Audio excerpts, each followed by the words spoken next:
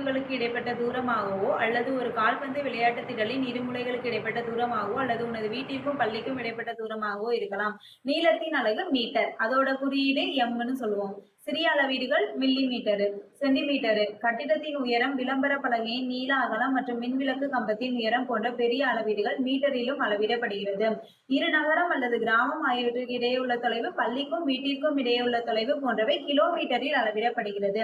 நீளத்தின் அலகுகளை தெரிந்து கொள்வோம். இப்போ 1 சென்டிமீட்டர்னா 10 மில்லி மீட்டரு, 1 மீட்டருங்கிறது 100 சென்டிமீட்டரு, 1 கிலோமீட்டர்னா 1000 மீட்டரு.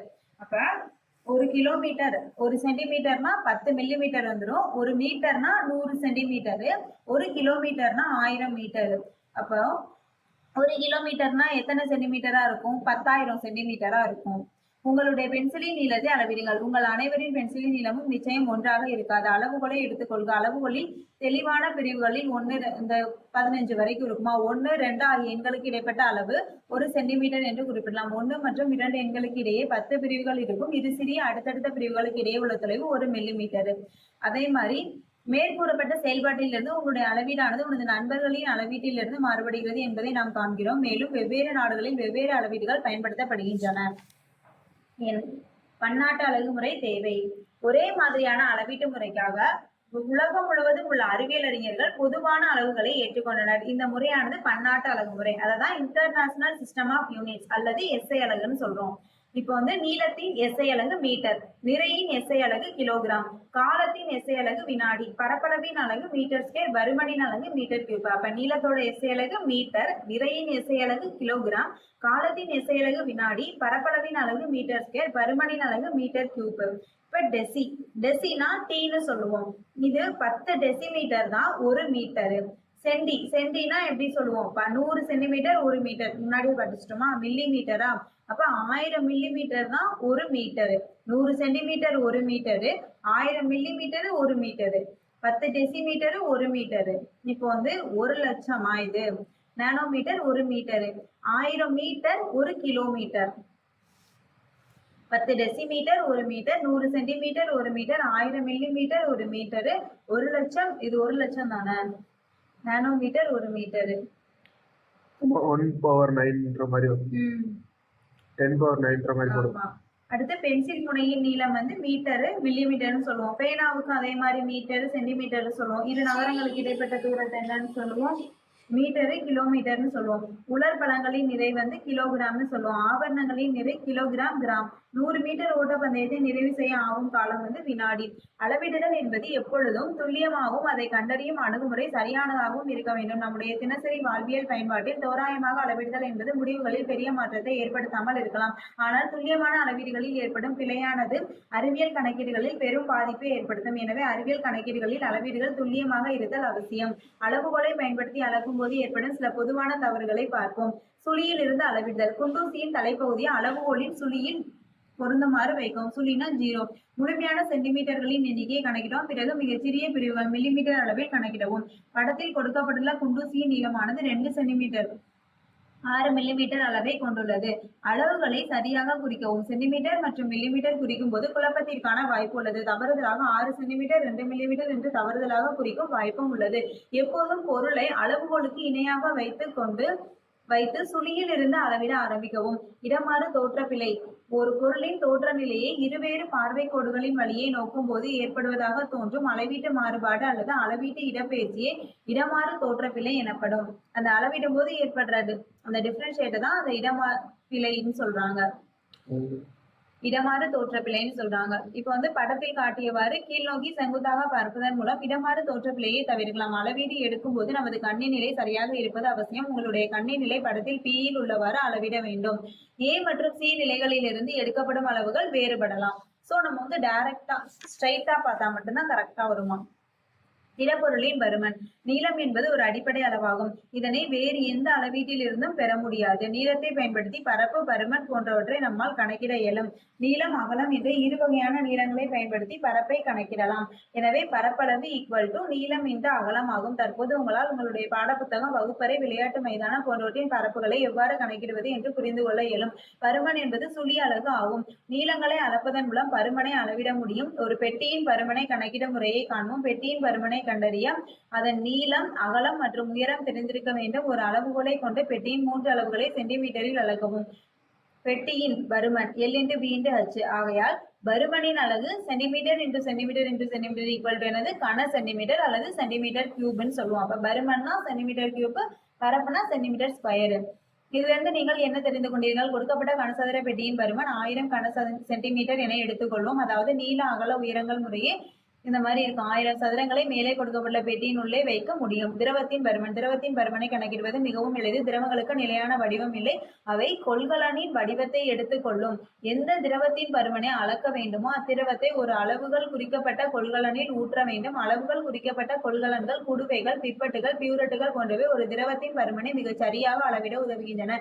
திரவத்தின் பருமனானது பொதுவாக லிட்டரில் அளவிடப்படுகிறது. நாம் தினசரி வாழ்வில் லிட்டர் என்ற வார்த்தையை அடிக்கடி கேள்விப்பட்டிருக்கிறோம். 1 லிட்டர் பால் பாக்கெட், 20 லிட்டர் தண்ணீர் கேன், இந்த மாதிரி. மனித உடலின் ரத்தத்தின் அளவு எவ்வளவு என்பது உனக்கு தெரியுமா? ஒரு ஒழுங்கற்ற வடிவம் கொண்ட திடப்பொருளின் பருமனை கணக்கிட வேண்டும் என்று நீ விரும்பினால் அதை எவ்வாறு செய்வாய்? அதற்கென்று தனியான ஒரு கணித வாய்ப்பாடோ அல்லது சூத்திரமோ இல்லை. ஆனாலும் அவைகளின் பருமனை காண பல வழிகள் உள்ளன. ஒரு பருப்பொருள் எவ்வளவு இடத்தை அடைத்துக் கொள்கிறதோ அதுவே அதன் பருமன் ஆகும். இப்பண்பினை பயன்படுத்தி நாம் கல் போன்ற ஒழுங்கற்ற வடிவமுடைய திடப்பொருட்களின் பருமனை காண இயலும். ஒரு ஒழுங்கற்ற வடிவம் கொண்ட கல்லின் பருமனை காணல். அதாவது கன அளவு காண வேண்டிய கல்லினை ஒரு நூலில் கட்டி அளவு ஜாடியில் உள்ள நீரினுள் அடிமட்டம் வரை மெதுவாக விடவும். கல் நீரினுள் மெல்ல மூழ்கும் போது ஜாடியின் நீர்மட்டம் உயரும். உயர்ந்த நீர்மட்டம் 75 மில்லிமீட்டர். கல்லானது நீரை இடப்பெயர்ச்சி செய்தே உள்ளே செல்கிறது. இது நீர்மட்டம் உயர காரணமாகிறது. இவ்வாறு இடப்பெயர்ச்சி செய்யப்பட்ட நீரின் பருமனை கல்லின் பருமன். இதுவே நீரின் இடப்பெயர்ச்சி முறையாகும். குவளையில் ஆரம்ப நீர்மட்டம் 50 தான் இருந்துச்சு. இப்ப உள்ள போனதுக்கு அப்புறம் 75 ஆயிடுச்சு. 75 - 50 தான் அதோட பருமன் 25 மில்லி லிட்டர். அப்போ 1 மில்லி லிட்டர் வந்து 1 சென்டிமீட்டர் கியூப் அப்படின்னா 1 கன சென்டிமீட்டர் வந்து அதோட பருமனா இருக்கும். வாயுவின் பருமன். வாயுவின் பருமனை நம்மால் கணக்கிட இயலும். வாயுக்கள் தான் அடைத்து வைக்கப்பட்ட கொள்கலனின் முழு கொள்ளளவையும் அடைத்து கொள்ளும் திறன் கொண்டவை. அதிக கொள்ளளவு கொண்ட கலனில் உள்ள வாயுவை அதிக அழுத்தத்தை கொடுத்து சிறிய கொள்ளளவு கொண்ட கலனிலும் அடைக்கலாம். வீட்டின் சமையல் எரிவாயு அவ்வாறே உருளையில் அடைக்கப்படுகிறது. எனவே வாயுக்களின் பருமனை கணக்கிடுவது என்பது திட மற்றும் திரவ பொருட்களின் பருமனை கணக்கிடுவது போல எளிதானது அல்ல. அடைத்து வைக்கப்பட்டுள்ள வாயு எந்த அழுத்தத்தில் உள்ளது என்பதை தெரிந்து கொள்வது மிக அவசியமாகும். திடப்பொருட்களின் பருமன் SI அலகு முறையில் மீட்டர் கியூப். திரவங்களும் வாயுக்களும் பொதுவாக லிட்டரில் அளவிடப்படுகிறது. இவைகளை நீளத்தை போல மீட்டர் கியூப் அல்லது கன மீட்டரிலும் அளவீடு செய்யலாம். 1 மில்லிமீட்டர் கியூப் அப்படின்னா 1 மைக்ரோ லிட்டர்னு சொல்றாங்க. 1 சென்டிமீட்டர் கியூப் அப்படின்னா 1 மில்லி லிட்டர். 1 மீட்டர் கியூப்னா 1 கிலோ லிட்டர். அப்போ 1 மில்லிமீட்டர் கியூப்னா 1 மைக்ரோ லிட்டர். 1 சென்டிமீட்டர் கியூப் அப்படின்னா 1 மில்லி லிட்டர். 1 மீட்டர் கியூப் அப்படின்னா 1 கிலோ லிட்டர். அடுத்து நிலாவின் பொருளின் எடை என்பது பூமியில் உள்ள எடையில 6ல் 1 பங்கு தான் இருக்கும். நிறை மற்றும் எடை. நிறை என்பது ஒரு பொருளில் உள்ள பருப்பொருளின் அளவே ஆகும். எடை என்பது நிறையின் மேல் செயல்படும் புவியீர்ப்பு விசைன்னு சொல்றாங்க. நிறைனா பருப்பொருளோட அளவு, எடைனா அந்த பொருள் மேல செயல்படுற புவியீர்ப்பு விசை. அதனால நிறை வந்து எங்கேயுமே மாறாது, எடை வந்து மாறும். ஒரு கையில் ஒரு தாளையும் மறுகையில் ஒரு புத்தகத்தையும் எடுத்துக்கொள். எந்த கை அதிக கணத்தை உணரும்? புத்தகத்தின் நிறையானது ஒரு தாளின் நிறையை விட அதிகமாக இருக்கும். எனவே தாளை விட புத்தகத்தின் மேல் அதிக இழுவிசை இருக்கும். எனவே நமது கை தாளினை விட புத்தகத்தை தாங்கும் விசையை அதிகமாக கொடுக்கும். இந்த விசையை நாம் கனம், பாரம் என உணர்கிறோம். நிறையோட SI அலகு கிலோகிராம். அதுக்கப்புறம் இப்பொழுது ஒரு கேள்வி, அதாவது உங்களுடைய நிறை என்ன? நீங்கள் அதை கிராமில் அளவிட்டால் மிக அதிகமான மதிப்பில் அமையும். எனவே அதை நாம் கிலோகிராமில் அளவிடுகிறோம். மிக பெரிய அளவினாலான எடையை டன் அல்லது மெட்ரிக் டன் அப்படின்னு சொல்றோம். இப்ப 1000 மில்லிகிராம் அப்படின்னா 1 கிராம். 1000 கிராம்னா 1 கிலோகிராம். 1000 மில்லிகிராம்னா 1 கிராம். 1000 கிராம்னா 1 கிலோகிராம். 1000 கிலோகிராம்னா 1 டன். ஓகேவா? அப்ப 1000 மில்லிகிராம் சேர்ந்ததுதான் 1 கிராமே.